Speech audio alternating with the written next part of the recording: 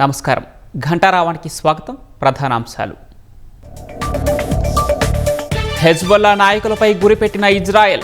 లెబనాన్లో క్షిపణి దాడులు, 31 మంది మృతి.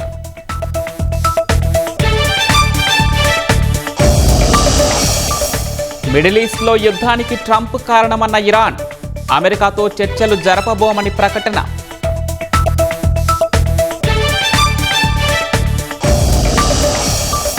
ఇజ్రాయెల్ ఇరాన్ ఉద్రిక్తతల వేళ దేశంలో అల్లర్లకు అవకాశం. రాష్ట్రాలు అప్రమత్తంగా ఉండాలని కేంద్ర హోంశాఖ లేఖ.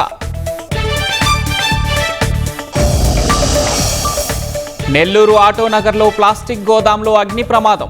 వేదాయపాలెం మొత్తం వ్యాపించిన దట్టమైన పొగ.